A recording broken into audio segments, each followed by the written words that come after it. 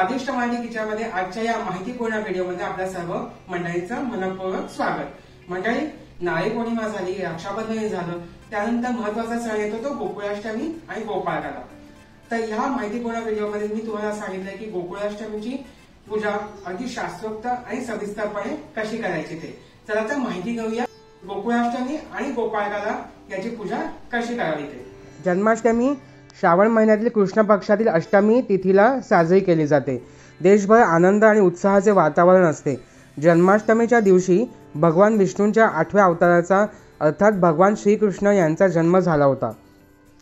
दरवर्षी जन्माष्टमीचा सण उत्साहात साजरा केला जातो। यावर्षी जन्माष्टमीला अत्यंत शुभयोग जुळून आले आहेत। जसे योग भगवान श्रीकृष्ण यांच्या जन्माच्या वेळेस तयार झाले होते, अगदी तसाच योग ह्यावर्षी येत आहे। सोमवार दिनांक 26 ऑगस्ट रोजी कृष्ण जन्माष्टमी साजरी होते। यावर्षी तयार झालेल्या शुभ योगात व्रत केले तर भक्तांना भरघोस यश आणि सुख समाधान मिळेल असे सांगण्यात येत आहे। जन्माष्टमीचा शुभयोग। जन्माष्टमीला अत्यंत शुभयोग तयार झाले आहेत। जन्माष्टमी आणि अष्टमी या तिथी एकाच दिवशी आलेल्या आहेत, त्यामुळे श्रीकृष्ण भगवानाच्या उपासनेचे सर्वांना भरभरून आशीर्वाद मिळतील। पंचांगानुसार 26 ऑगस्ट रोजी सोमवारी सकाळी 3:40 ते रात्री 2:20 असेल।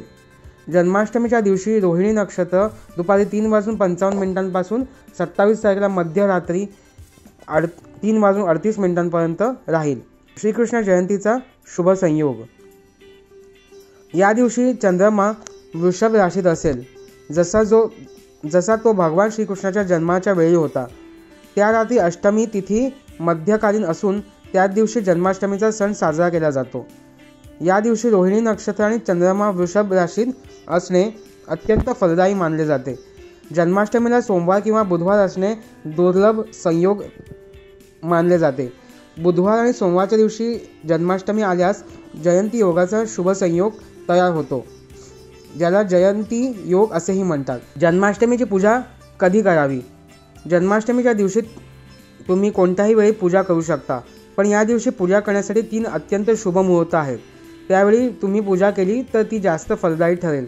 सकाळी 5:56 ते सकाळी 7:37 दुपारी 3:36 ते 6:49 हा मुहूर्त आहे। तर रात्री 12:01 ते 12:45 निश्चित काळाचा वेळ सर्वात उत्तम आहे, जो जन्माष्टमीच्या पूजनाचा सर्वोत्तम मुहूर्त आहे। शृंगाराच्या साहित्याची यादी। पाळणा, बासरी, कानातले डूल, पगडी, बांगड्या, माळा, टिळक, पायल, कमरबंद, काजळ, मोराची पिसं, सिंहासन, काठी, पंखा हे शृंगाराचे साहित्य वापरू शकतात। तर पाळणा सजवायला फुगे, पताके आणि फुलं वापरू शकतात। जन्माष्टमी पूजा साहित्य। अगरबत्ती, कुंकू, अबीर, गुलाल, केशर, कापूर, सिंदूर, चंदन, 5 जानवे, अक्षता, विड्याची पानं, सुपारी, हार, हळद, दागिने, कापूस, तुळशीमाळ, कमलगट्टा, सप्तधान्य, गंगेचे पाणी, मध, तुळशीची मंजिरी, अभ्रक, नाडा, कापूस, धणे, पंचामृत, कुश आणि दुर्वा, तसेच सुकामेवा, साखर, गाईचे तूप, गाईचे दही, गाईचे दूध, हंगामी फळे, छोटी वेलची, आसन, मिठाई इत्यादी। तर पाहिलं ना मंडळींनो की अगदी सविस्तरपणे शास्त्रोक्त पद्धतीने मी ही माहिती सांगितलेली आहे। तर मग अशाच माहितीपूर्ण व्हिडिओज, वैविध्यपूर्ण आणि पारंपरिक रेसिपीसाठी आमचं स्वादिष्ट माहिती किचन हे चॅनल सबस्क्राईब करा।